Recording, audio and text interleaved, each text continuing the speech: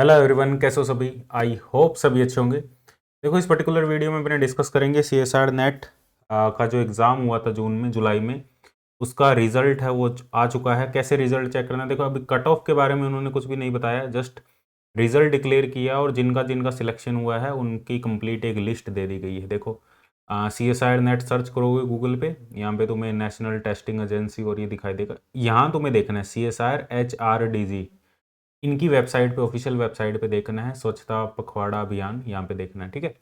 इसमें देखो न्यूज़ में जाके, यहाँ पे वैसे तो कट ऑफ और ये हर बार क्या करते हैं, कट ऑफ साथ में ही होती है, पर इस बार वो कुछ देर में अनाउंस कर देंगे, मेरे हिसाब से कल तक कट ऑफ भी अनाउंस कर देंगे वो।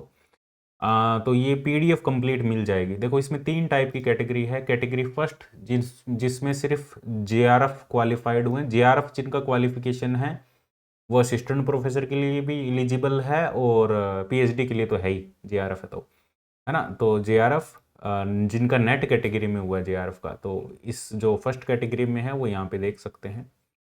ये कंप्लीट फर्स्ट कैटेगरी के रिजल्ट है, अपना रोल नंबर सर्च कर लेना यहाँ पे, ठीक है। और ये JRF UGC जो कैटेगरी में है स्टूडेंट, ये भी JRF है, कोई डिफरेंस नहीं है ज़्यादा, ठीक है, सेम स्कॉलरशिप है इसमें। और उसके बाद में ये जो थर्ड कैटेगरी सेकंड में जिसका हुआ है वो है eligibility for assistant professor and admission to PhD। मतलब असिस्टेंट प्रोफेसर LS के लिए तो एलिजिबल है ही है, नेट है उनका, और एडमिशन टू PhD के लिए भी एलिजिबल है। इसमें टोटल कैंडिडेट 3172 है।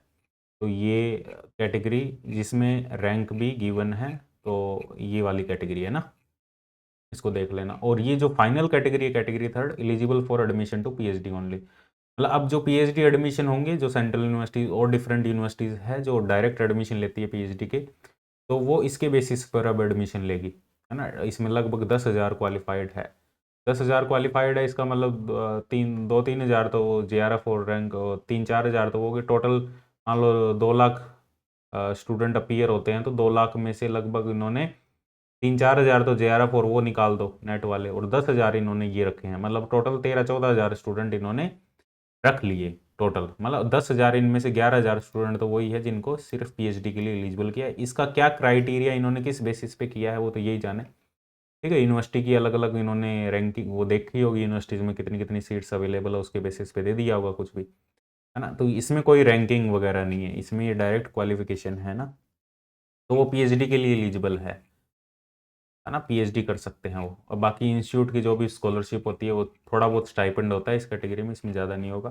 बाकी PhD करने का फ़ायदा तो यार JRF करके ही है ना, अदरवाइज़ मेरे हिसाब से कोई ज़्यादा इतना मतलब नहीं है ना PhD करने का, यदि बिना JRF के और बिना अपने अच्छी स्कॉलरशिप के करें ना, तो मेरे हिसाब से तो JRF करो, उसके बाद में ही PhD करो।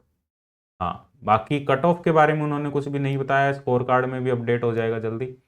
और जिन स्टूडेंट का सिलेक्शन हो गया है और उनको बहुत बहुत बधाई, है ना। और जिनका नहीं हुआ है, कुछ मार्क्स से रह चुके हैं, कोई दिक्कत वाली बात नहीं है, नेक्स्ट टाइम हो जाएगा, है ना, कोई इतनी बड़ी बात नहीं है ना। सिलेक्शन होना एक अलग बात है और प्रिपरेशन होना एक अलग बात है, ठीक है। कुछ स्टूडेंट ऐसे भी हैं जिनकी प्रिपरेशन नहीं थी फिर भी सिलेक्शन हो गया, कुछ स्टूडेंट ऐसे जिनकी बहुत अच्छी प्रिपरेशन थी फिर भी नहीं हुआ, कुछ एवरेज थे जिनका हो गया, ठीक है। तो वो किस्मत का और टाइम का सारा खेल होता है ना, एक एक चीज़ पे अपने डिपेंडेंट नहीं रह सकते। तो ये मत सोच के चलना कि नहीं हुआ, ठीक है, आगे करेंगे, बहुत कुछ करेंगे, ऐसा नहीं कि सिर्फ नेट ही है ना।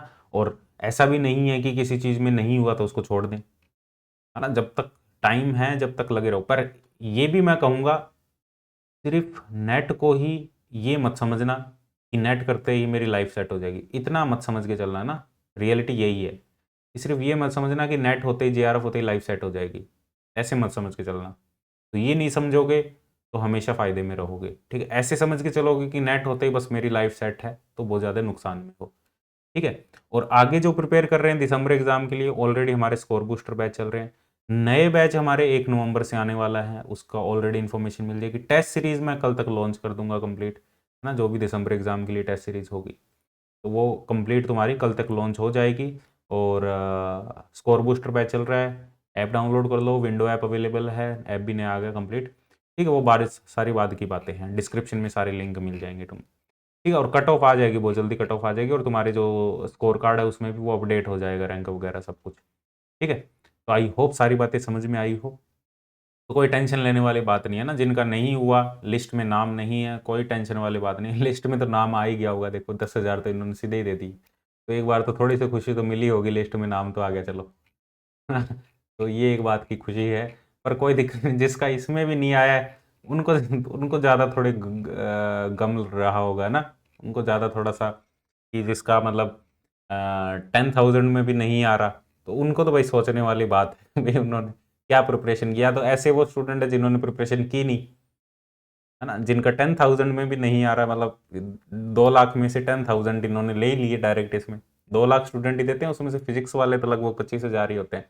तो इसमें दो, मेरे को लग रहा है 10,000 में से 2,000 तो फिजिक्स वाले भी होंगे इसमें, ये जो कैटेगरी है पीएचडी वाली कैटेगरी है ना। तो इसमें लिस्ट में ही नहीं आ रहा भाई, तो बहुत बड़ी दिक्कत है भाई, प्रिपरेशन में कमी है।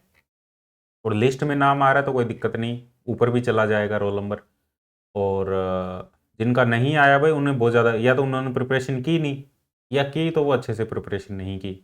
ठीक है, कम से कम लिस्ट में तो नाम आना चाहिए। क्लियर है। तो बाकी कोई दिक्कत वाली बात नहीं है, कॉल कर लेना ना, जो भी कोई दिक्कत लगे, ऐसे कुछ लगे, कॉल कर लेना, मैसेज कर देना, ठीक है। तो मिलते हैं नेक्स्ट सेशन में, बाय बाय, टेक केयर।